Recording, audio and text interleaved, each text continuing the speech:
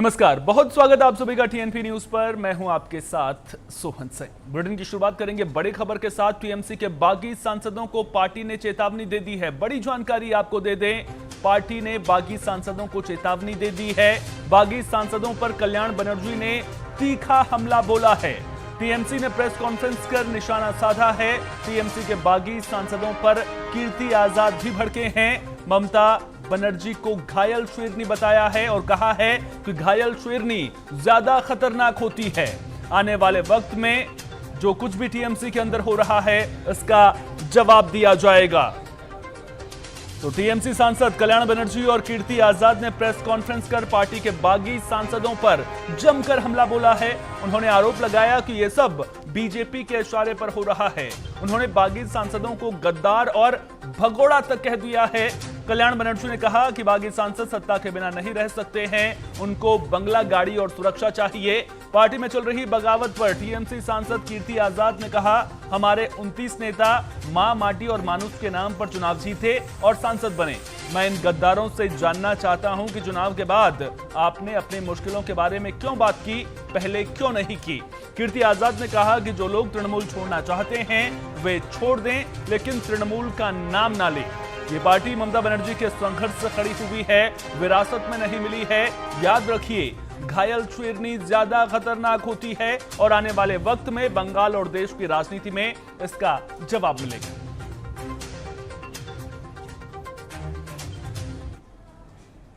पैसा है, तेरा साथ गहना है, तेरा साथ बंगलो है, तेरा साथ नरेंद्र मोदी है, तेरा साथ अमित शाह है, तेरा साथ चीफ मिनिस्टर है, तेरा साथ ईडी है, तेरा साथ सीबीआई है, तेरा साथ पूरा भारतवर्ष का पावर है, और मेरा साथ मां माटी मानुष है। मां मेरा पार्टी है, मेरा साथ पार्टी है, मेरा साथ वर्कर है, मेरा साथ पश्चिम बंगला का पब्लिक है। आप गइए अच्छे से। इन गद्दारों से मैं जानना चाहता हूं कि तुम्हें तकलीफ हो रही थी तो तुमने इलेक्शन के बाद ये तकलीफ क्यों जाहिर की? इलेक्शन के पहले करना चाहिए था। और इलेक्शन के बाद अनेकों आरोप लगाए सुखेंदु शेखर ने और रिजाइन कर दिया। उसका आरोप लगा, सही है गलत है वो तो अलग बात हो गया, लेकिन कम से कम उसने एक पॉलिटिकल एथिक्स दिखाया कि वह जिस पार्टी में था, जिस सिंबल के साथ राज्यसभा में एमपी था, उसकी समस्या थी, उसने रिजाइन कर दिया। तुम्हारे में भी अगर पॉलिटिकल एथिक्स है तो तुम भी रिजाइन कर दो उसकी तरह और आ जाओ बीजेपी के टिकट पर लड़ने के लिए। इस प्रकार की गद्दारी, जिस थाली में खाया उसी में छेद, तो कम से कम कुछ शर्म करो। बीजेपी में जाना है तो बोलो। तुम तो वैसे ही भूपेंद्र यादव के यहां थे, शुभेंदु अधिकारी वहां बैठा हुआ था, और तुम किस चीज का इल्जाम लगा रहे हो? करप्शन का। अरे जिस आदमी को कैमरा पर देखा गया, नरेंद्र मोदी ने भाषण से बोला, क्या लाए हो, पैसा लाए हो, लाओ लाओ लाओ, कुछ इधर रखा कुछ इधर रखा, ये नरेंद्र मोदी का है, मेरा नहीं है।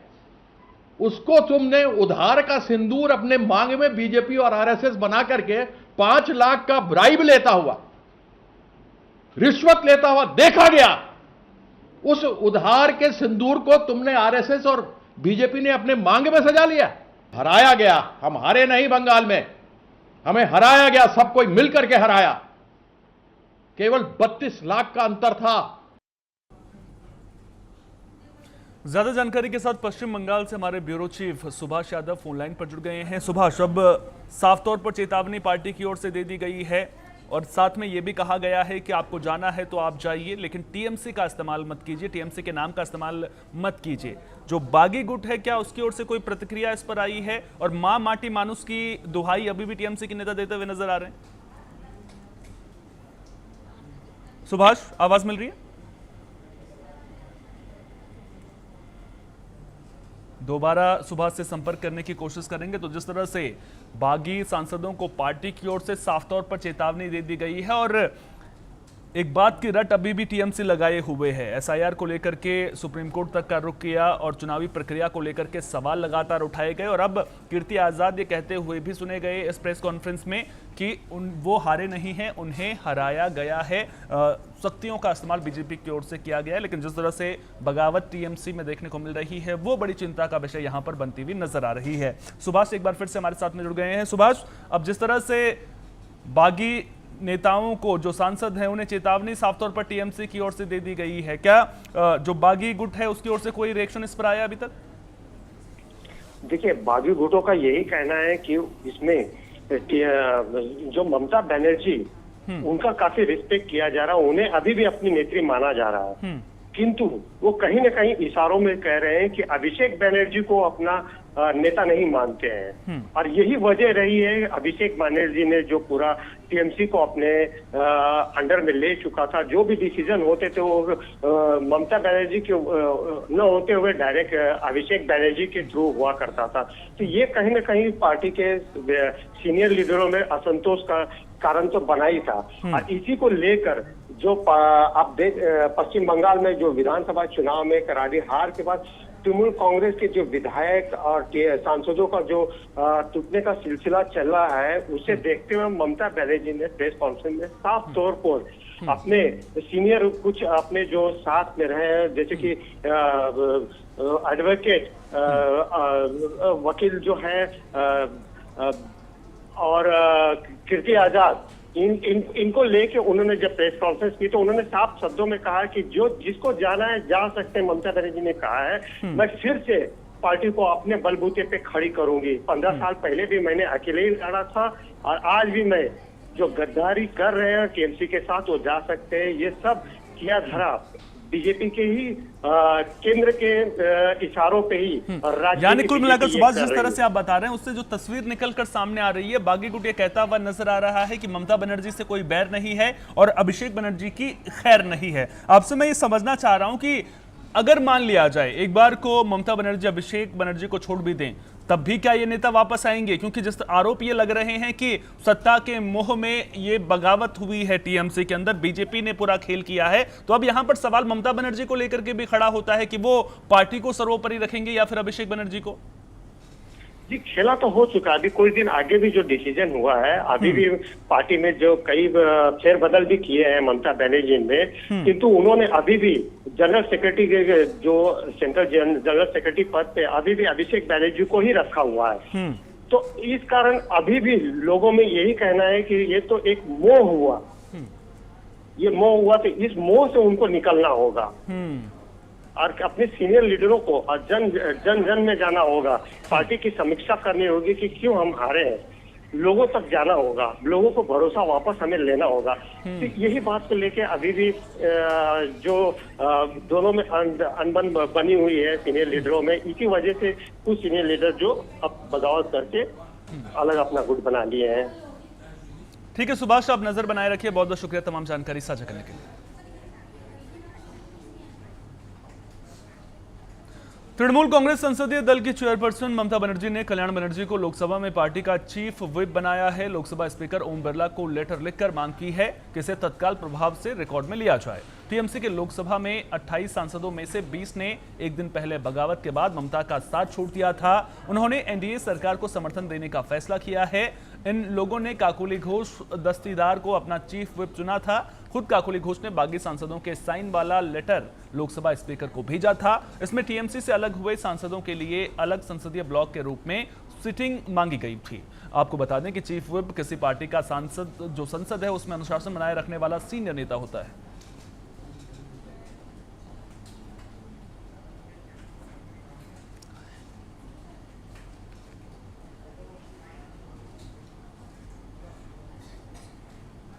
आम आदमी पार्टी के नेता संजीव अरोड़ा से जुड़े मामले में प्रवर्तन निदेशालय ने बड़ी कार्रवाई की है। जांच एजेंसी ने दिल्ली, नोएडा समेत देश के 4 राज्यों के अलग अलग शहरों में ताबड़तोड़ छापेमारी की है। ईडी की टीमों ने कई ठिकानों पर एक साथ तलाशी ली। ये पूरा एक्शन मनी लॉन्ड्रिंग यानी पैसे के अवैध हेरफेर से जुड़ा है।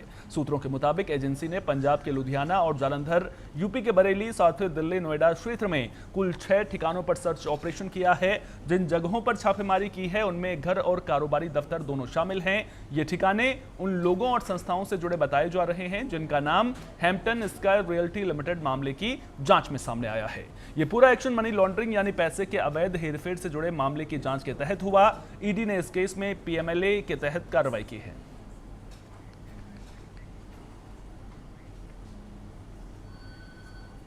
कोलकाता में सब्यसाची दत्ता को विधान नगर नॉर्थ पुलिस ने एक व्यापारी से कथित तौर पर 1 करोड़ रुपए की मांग करने और धमकी देने के आरोप में गिरफ्तार कर लिया है।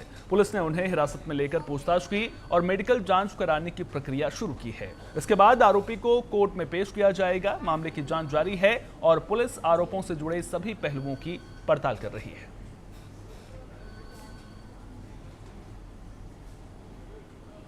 फरीदाबाद में एक दर्दनाक हादसा हुआ है। नगर निगम के सीवरेज उपचार संयंत्र की टैंक में गिरने से 2 युवकों की मौत हो गई। यह घटना सुबह के वक्त हुई जब दोनों युवक टैंक की सफाई का काम कर रहे थे।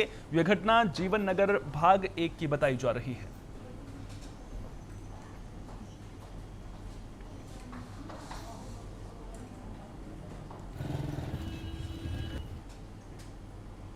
दिल्ली में बीजेपी के राष्ट्रीय अध्यक्ष नितिन नबीन ने पीएम मोदी के नेतृत्व में एनडीए सरकार के 12 साल पूरे होने के उपलक्ष्य में आयोजित प्रदर्शनी का उद्घाटन किया। इस मौके पर सरकार की उपलब्धियों, विकास योजनाओं और जन कल्याणकारी नीतियों को प्रदर्शित किया गया। कार्यक्रम में पार्टी के कई वरिष्ठ नेता भी मौजूद रहे। नेताओं ने कहा कि पिछले 12 सालों में देश ने विकास, सुशासन और बुनियादी ढांचे के क्षेत्र में उल्लेखनीय प्रगति की है।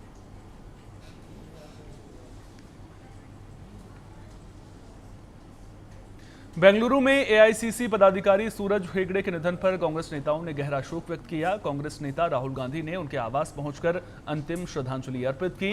इस दौरान कर्नाटक के मुख्यमंत्री डीके शिवकुमार, उप मुख्यमंत्री जी परमेश्वर और मंत्री प्रियांक खड़गे भी मौजूद रहे। नेताओं ने दिवंगत आत्मा को श्रद्धांजलि देते हुए शोक संतप्त परिवार के प्रति संवेदना व्यक्त की और सूरज हेगड़े के संगठनात्मक योगदान को याद किया।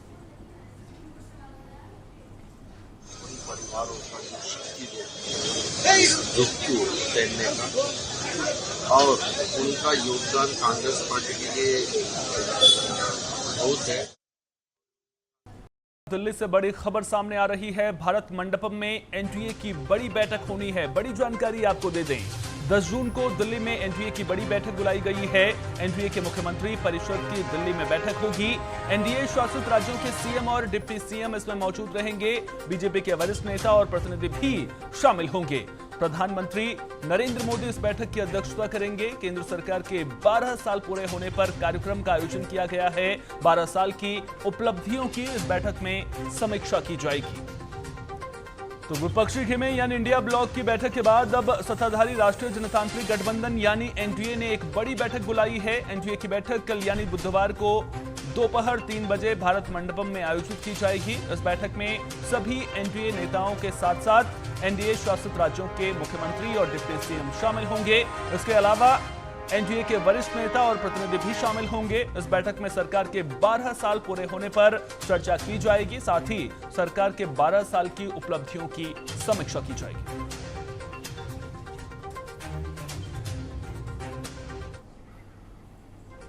ज्यादा जानकारी के साथ हमारी सहयोगी शिवानी फोन लाइन पर हमारे साथ में जुड़ गई हैं। शिवानी, ये बड़ी बैठक एनडीए की, क्या कुछ खास रहने वाला है इस बैठक में?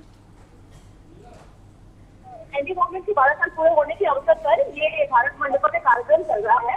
कल ये हुआ था और आज ये कार्यक्रम रखा गया है। मैं आपको बता दूं कि ये भव्य डेमोक्रेसी के समान कार्यक्रम है और आज जो कार्यक्रम है वो डिजिटल और प्रिंट मीडिया को लेकर उनको संबोधित करेंगे। बीजेपी के कुछ वरिष्ठ मौजूद रहने वाले हैं। नितिन नबीन से मौजूद रहेंगे, गृह मंत्री अमित शाह है, वित्त मंत्री एस जयशंकर है, वहाँ पे वहाँ के तमाम लेकर यहाँ मौजूद रहने वाले हैं। जो ये कार्यक्रम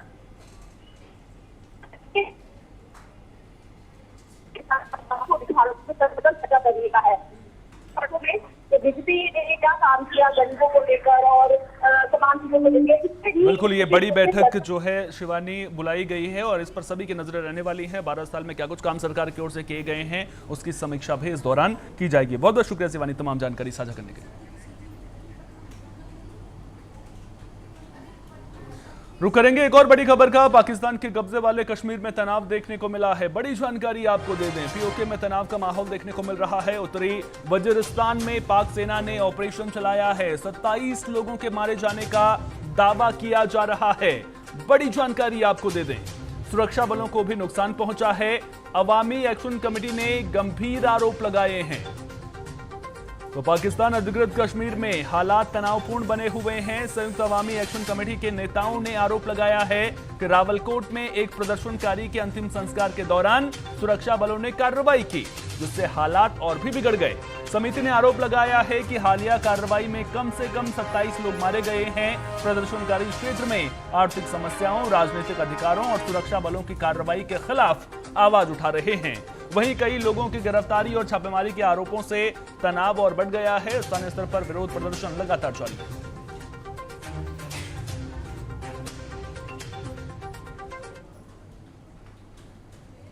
छत्तीसगढ़ के गरियाबंद जिले के राजा पड़ाव क्षेत्र में मूलभूत सुविधाओं की कमी को लेकर ग्रामीणों में गहरा आक्रोश देखने को मिल रहा है। किसान संघर्ष समिति और जय अंबेडकरवादी युवा संगठन ने बिजली, पानी, सड़क और स्वास्थ्य सुविधाओं की मांग को लेकर आंदोलन का ऐलान किया।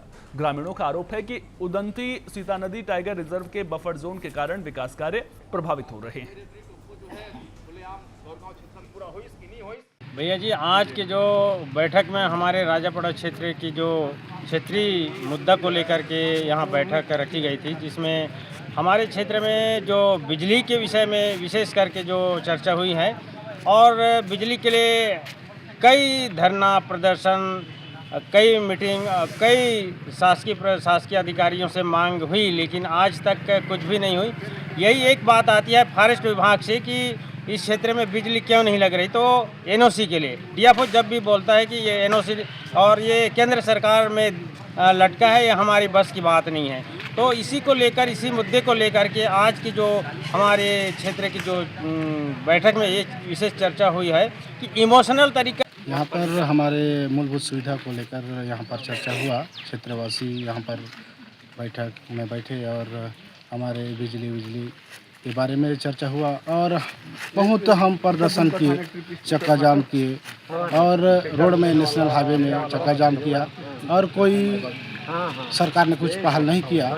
इसीलिए हम अब चिट्ठी लिखते लिखते तो थक गए हैं हम लोग।